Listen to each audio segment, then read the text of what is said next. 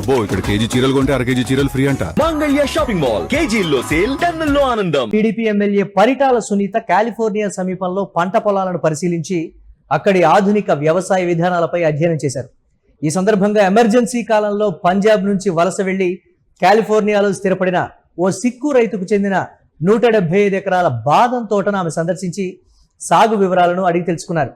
ఎకరానికి 150 మొక్కల చొప్పున నాటుతూ ఎకరానికి 1.6 టన్నుల దిగుబడి సాధిస్తున్నామని, ఇక్కడ రైతులు 100 ఎకరాల నుంచి ఏకంగా 3000 ఎకరాల విస్తీర్ణంలో వ్యవసాయం చేస్తున్నట్లు సదరు రైతు వివరించారు.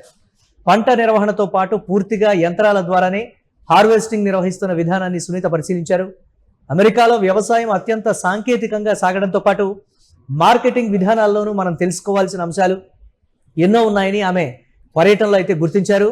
అలాగే దీనికి సంబంధించి పరిటాల సునీత పర్యటన వ్యవసాయ పరంగా వ్యవసాయంలో ఉన్నటువంటి విధానాలకు సంబంధించి ఆరా తీస్తున్నారు. ఆమె అమెరికా పర్యటనలో భాగంగా కాలిఫోర్నియా సమీపంలో ఉన్నటువంటి పంట పొలాలను పరిశీలించడం, అక్కడ ఏ విధంగా హార్వెస్టింగ్ చేస్తూ ఉన్నారు. మనం కొన్ని విజువల్స్ని యూటీవీ స్క్రీన్ మీద ఎక్స్క్లూజివ్గా చూస్తున్నాం. అక్కడ మ్యాన్ పవర్ తక్కువగా, టెక్నికల్గా ఎక్కువగా ఉపయోగించేటువంటి పరిస్థితి పంట సాగు విషయంలో పర్టికులర్గా ఉంటుంది. అయితే అక్కడి ఆధునిక వ్యవసాయ విధానాలపై అధ్యయనం చేశారు. ఈ సందర్భంగా ఎమర్జెన్సీ కాలంలో పంజాబ్ నుంచి వలస వెళ్ళినటువంటి కాలిఫోర్నియాలో స్థిరపడ్డటువంటి ఓ సిక్కు రైతు కుటుంబానికి చెందినటువంటి 175 ఎకరాల బాదం తోటను ఆమె సందర్శించి అక్కడ కొన్ని అంశాలను తెలుసుకున్న ఫొటోస్ కూడా మనం చూస్తున్నాం. ఆమె ఆ తోటలో తిరుగుతున్నటువంటి విధానం కావచ్చు, అక్కడ ఒక ఫ్రూట్ని పట్టుకొని ఆ సిక్కు కుటుంబంతో ఆమె ఫొటోస్ కూడా సోషల్ మీడియాలో అయితే హల్చల్ చేస్తున్నటువంటి పరిస్థితి ఉంది. అధునాతనమైనటువంటి విధానం అంటే తక్కువ మ్యాన్ పవర్తో ఎక్కువ దిగుబడి మనం ఏ విధంగా చేయొచ్చు. ఒక్క సిక్కు రైతుకు సంబంధించి 175 ఎకరాలు ఉన్నాయి. అది కాక దాదాపుగా ఒక్కొక్క రైతు దాదాపుగా 100 నుంచి 3000 ఎకరాల వరకు కూడా అక్కడ విస్తీర్ణంలో సాగు చేస్తున్నట్టుగా కూడా రైతు చెప్పడం. పంట నిర్వహణతో పాటు పూర్తిగా యంత్రాల ద్వారానే హార్వెస్టింగ్ నిర్వహిస్తున్నటువంటి విధానాన్ని కూడా సునీత అయితే పరిశీలించారు. మార్కెటింగ్ విధానం, ఇక్కడ పంట పండిన తర్వాత మార్కెట్కి తీసుకొచ్చిన తర్వాత గిట్టుబాటు ధరాంశం కావచ్చు, లేకపోతే స్టోరేజ్ విషయం కావచ్చు, ప్రభుత్వం నుంచి ఏ స్థాయిలో మార్కెటింగ్కి వస్తున్నటువంటి మద్దతు, అలాగే బహిరంగ మార్కెట్లో విక్రయించుకోవడానికి కావాల్సినటువంటి విధి విధానాలన్నీ కూడా చాలా సులభంగా సరళంగా ప్రభుత్వం నుంచి చాలా కోఆపరేటివ్గా ఉండేటువంటి సిచ్యువేషన్. రైతుకి అక్కడ పెద్దపీట. ఎవరైతే పంట పండిస్తున్నారో అది ఏ రకమైన పంట అయినా కానీ అమెరికాలో పర్టికులర్గా రైతే రాజు అనేటువంటి దానికి సంబంధించి అక్కడ రైతుకు పెద్దపీట వేస్తారు. ప్రొడక్టివిటీ ఏ రైతు అయితే పర్టికులర్గా ఎక్కువగా తీసుకొస్తారో ఆ రైతుకు కావాల్సినటువంటి విధి విధానాలు కావచ్చు, పంట సాగుకి ఏ సమయంలో ఎరువు వేస్తే ఎక్కువ దిగుబడి వస్తుంది, పంట కోత పూర్తయిన తర్వాత దీనికి సంబంధించి ఎంతవరకు మార్కెటింగ్ చేసుకోవచ్చు, మీకు సులభతరమైనటువంటి పద్ధతులు ఏ విధంగా ఉన్నాయి, ఈ అంశాలకు సంబంధించి కూడా పర్టికులర్గా సునీత అధ్యయనం చేశారని చెప్పాలి. మనం స్క్రీన్ మీద చూస్తున్నాం. ఆ బాదం తోటలో మొత్తం ఏ ఒక్క మనిషి లేకుండా మొత్తం యంత్రం ద్వారానే దానికి సంబంధించి ఆ బాదం కాయల్ని రాల్చడం కావచ్చు, దీనికి సంబంధించి అంతా ప్రొడ్యూస్ చేయడం కావచ్చు, వాటన్నిటికి సంబంధించి ఒక మంచి స్టడీ నేను చేశాను అని కూడా ఆమె చెప్పినటువంటి పరిస్థితి అయితే ఉంది.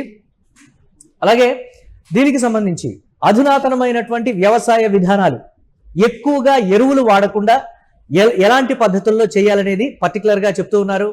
దీనికి సంబంధించి కూడా రకరకాలైనటువంటి విధి విధానాల్ని నేను తెలుసుకున్నాను. చంద్రబాబు కూడా గతంలో విదేశాలకు మీరు వెళ్ళండి, అధునాతనమైన వ్యవసాయ పద్ధతులు విధానాల్ని మీరు తెలుసుకోండి, మనం సాంప్రదాయంగా పండించేటువంటి ఆకుకూరలు, కూరగాయలు, పండ్లు, అలాగే వరి ధాన్యం, దీనికి సంబంధించి కాకుండా ఇంకా కొత్త మెథడ్లో తక్కువ భూభాగంలో ఎక్కువ దిగుబడి ఇచ్చేటువంటి పంటల్ని ఏ విధంగా మనం టెక్నికల్గా తక్కువ మ్యాన్ పవర్తో మంచిగా ప్రొడ్యూస్ చేయగలం, దీనికి సంబంధించి కూడా ఒక టీంను అక్కడికి పంపించేటువంటి యోచనలో అయితే కూటమి ప్రభుత్వం ఉంది.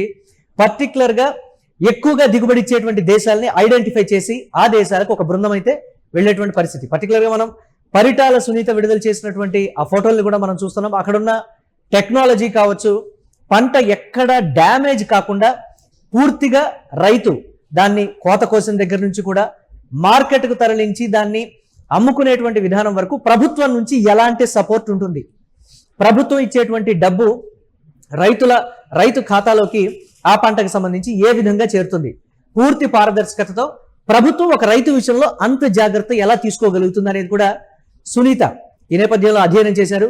దీనికి సంబంధించి రాప్తాడు నియోజకవర్గంలో కూడా అధునాతనమైనటువంటి ఒక మంచి పంటల్ని మేము వెయ్యాలనుకుంటున్నాం అనేటువంటి ఒక ఉద్దేశం కావచ్చు, రైతులకు తానక్కడ తెలుసుకున్నటువంటి అంశాలకు సంబంధించి దిశానిర్దేశం చేసి ఈ విధంగా ఈ పంటలు ఈ కాలానుగుణంగా అంటే సాంప్రదాయంగా రెగ్యులర్ గా వేస్తున్నటువంటి పంటలు కాకుండా కొత్త పంటల్ని కూడా ట్రై చేయాలి, ఈ పంటలు పండిస్తే ఎక్కువగా ఆదాయం వస్తుందనేటువంటి మార్గానికి రాప్తాడు నియోజకవర్గంలో శ్రీకారం చుట్టాలని పరిటాల సునీత అయితే చెప్తున్నారు. చూడాలి, అక్కడి నుంచి పూర్తిగా చాలా ఇన్ఫర్మేషన్ అయితే గ్యాదర్ చేసుకున్నారు. రాప్తాడు నియోజకవర్గంలో రైతులతో ఒక సమావేశం నిర్వహించి పరిటాల సునీత అక్కడ తెలుసుకున్నటువంటి అంశాలన్నిటి కూడా ఒక డీటెయిల్డ్ రిపోర్ట్ గా అధికారులతో చర్చించి రైతులకు దిశానిర్దేశం అయితే చేయబోతున్నట్లుగా తెలుస్తోంది.